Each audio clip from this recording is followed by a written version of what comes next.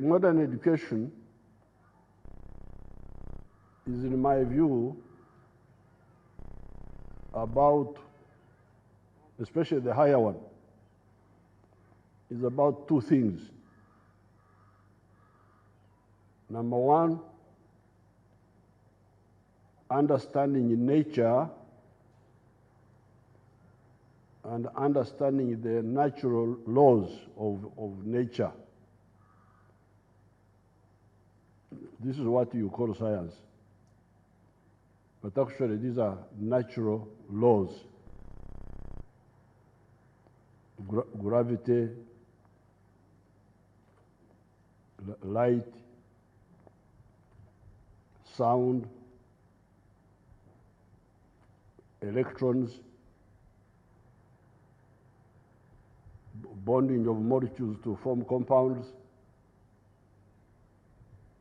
This is nature. So you should be very clear, especially because sometimes the mystification of knowledge can confuse oneself, but also even people who are learning from you. But if you are clear, like on the side of science, that really we are basically talking about understanding nature and its natural laws and how they can help man in solving one or the other problem, or even creating problems for society. Because some people use natural laws to create problems for society. The societies which understood gunpowder before we did created a lot of problems for us.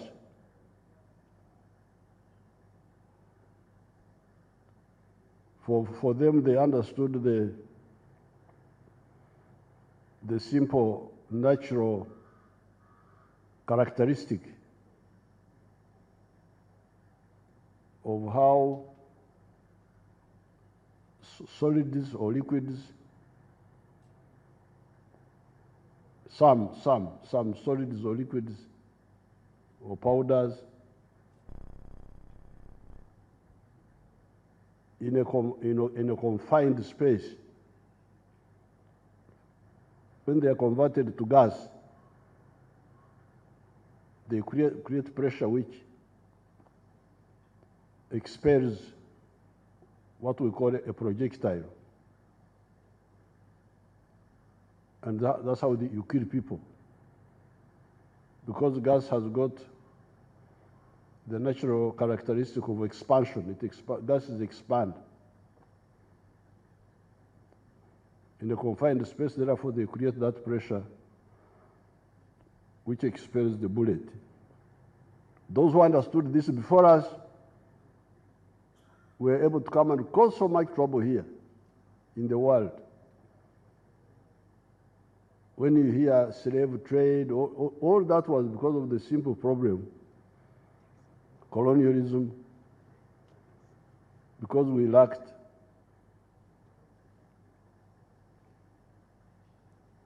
the ability to understand that science quickly. Nuclear energy, the same problem. So therefore, you, the managers of education in general, and especially the higher ones, the higher management, which is your job, should be clear about that point. Because like when I was talking with my young people there, say ICT. I said, what is ICT? ICT. This other one, artificial intelligence. What is it exactly? Is it not electrons? How they move around and you make them do what? And how you manipulate them? Yes, but we import them. We import. You import. If you are importing, then you are not yet free. You must learn, you must go deeper and excite the electrons yourselves independently. So, because that's what we did when we went to the bush. We didn't just copy what these people were doing. We did our own things. And that's how we were able to become formidable, because nobody could control us.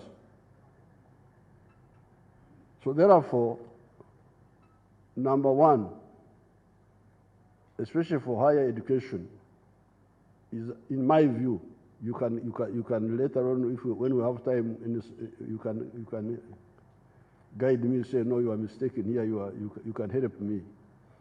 But from what I've been watching,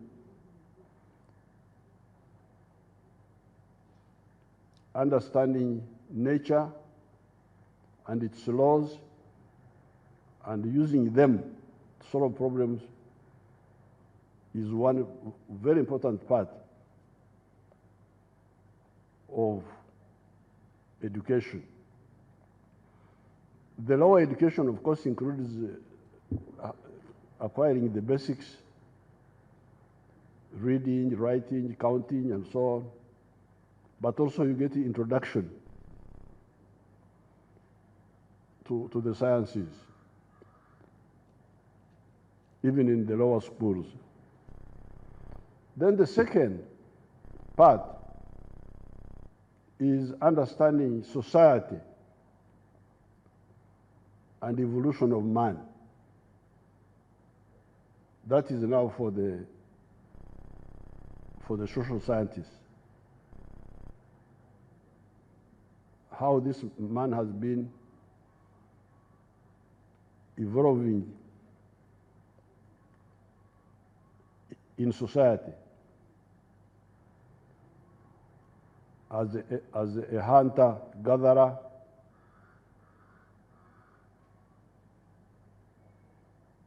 then learning how to domesticate some crops, some wild seeds. Instead of following them in the bush, you bring them home and you tame them, you plant them deliberately. Then my tribe, many years ago, they learned how to domesticate animals. Actually, they don't call them animals. If you say a cow is an animal, he will fight you.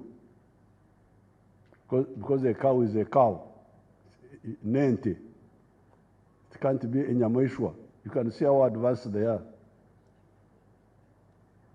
All these people who have come before the current generation of leaders in this sector have played a key role in birthing and nurturing this youthful institution called the National Council for Higher Education. Therefore, in a way, institutions do behave like living organisms. Human beings are born, they are then nurtured to survive the foundational years of life and childhood. They become adolescents and youth full of zeal. Ultimately, the desire is that they grow into responsible adults that fulfill the purpose for which God let them be here on earth. So as we celebrate these 20 years of National Council for Higher Education's existence, we are also taking stock of the leaps that the higher education subsector has done. The quantitative increase from 67 higher education institutions 20 years ago to 265 right now is a testament that the government has created an environment that fosters growth This shows that NCHI's work has increased fourfold to monitor and authorize that many higher education institutions to operate. The higher education system should become relevant to the society it is operating in by rightly diagnosing the problems in society and their root causes before prescribing remedies and interventions. This is the only way higher education becomes a driver of socio-economic change. In addition, the higher education system should be seen to have a social purpose and not mere academic intent. The National Council for Higher Education should guide our higher education institutions in periodically measuring the relevance they are having in their community where they are situated.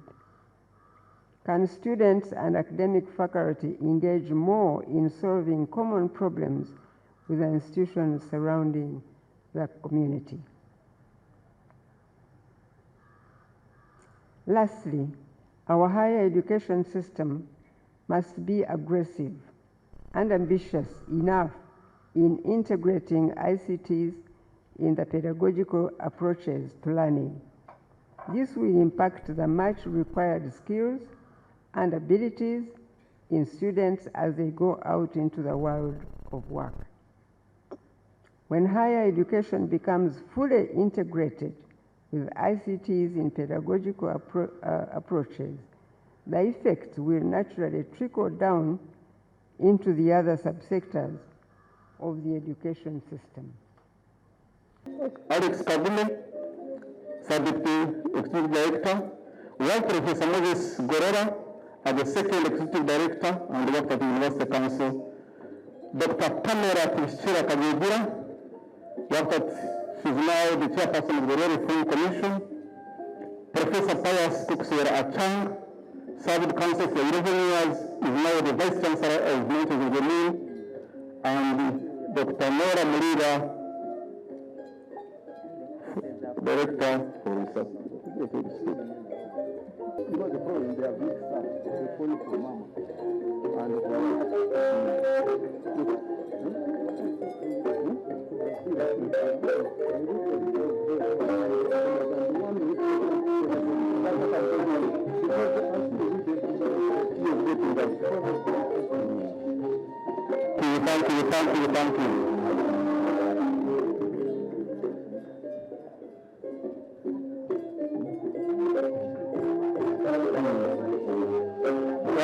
Thank you. Thank you. Your Excellency, we can't take that university for granted. Sierra Abdul Karim, and you read for me the two.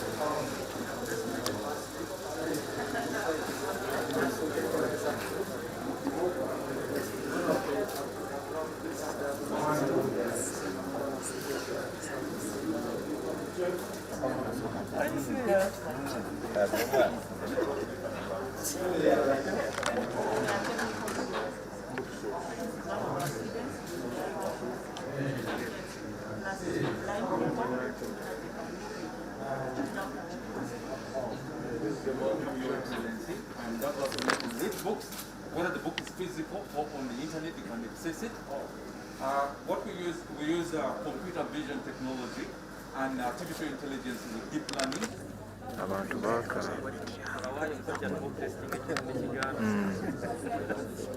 aha Actually. There's a lot of space here.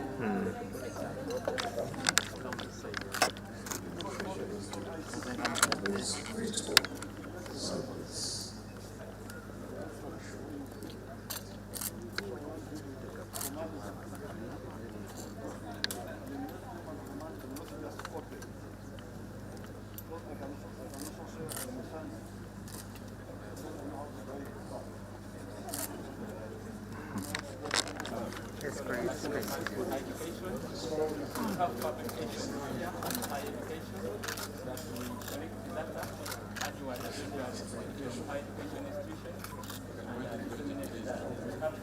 Annual report, national passport education,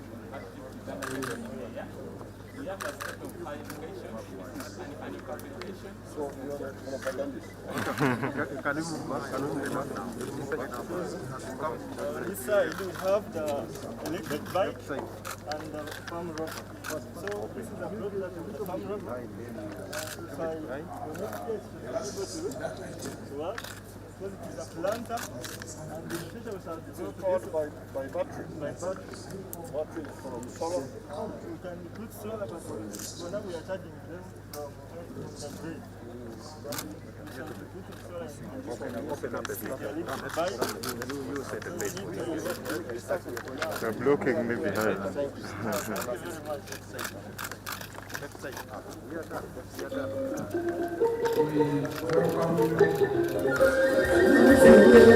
done.